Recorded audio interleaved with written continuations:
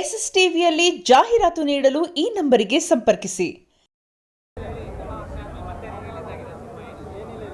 ಖುಷಿ ಆಗ್ತಾ ಇದೆ. ಮತ್ತು ಅಪ್ಪು ಸರ್ನ ಸ್ಕ್ರೀನ್ ಮೇಲೆ ನೋಡಿ, ರಮ್ಯಾ ಮ್ಯಾಮ್ನ ಸ್ಕ್ರೀನ್ ಮೇಲೆ ನೋಡಿ ತುಂಬ ಖುಷಿ ಆಗ್ತಿದೆ. ರಮ್ಯಾ ಮ್ಯಾಮ್ ಜೊತೆ ರಮ್ಯಾ ಮ್ಯಾಮ್ ಇದ್ದಾರೆ ಅಂತಲೇ ನಾನು ವಿದೇಶ್ ಥಿಯೇಟರಿಂದ ಇಲ್ಲಿಗೆ ಬಂದೆ ನೋಡೋಣ ಅಂದ್ಕೊಂಡು. ಆ್ಯಕ್ಚುಲಿ ಅಲ್ಲಿ ಕೂತಿದ್ದಾರೆ ಅಂತ ಗೊತ್ತಿರಲಿಲ್ಲ ನನಗೆ. ಬಟ್ ಅವರು ಯಾವಾಗ ನೀನೇ ಸಾಂಗ್ ಸ್ಟಾರ್ಟ್ ಆಯಿತು, ಅವಾಗ ಅವರು ಕೂಡ ಡ್ಯಾನ್ಸ್ ಮಾಡಿದ್ರು, ಅವರು ಕೂಡ ಎಂಜಾಯ್ ಮಾಡ್ತಿದ್ರು. ನೋಡಿ ತುಂಬ ಖುಷಿ ಆಯಿತು.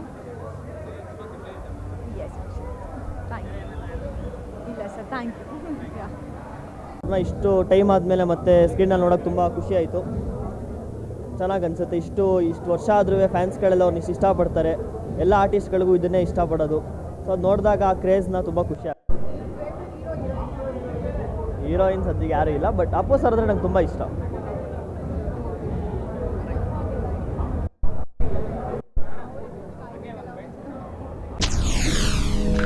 ಎಸ್ಎಸ್ ಟಿವಿ ಸಿನಿಮಾ ಜಗತ್ತಿನ ಕ್ಷಣ ಕ್ಷಣದ ಸುದ್ದಿಯೊಂದಿಗೆ.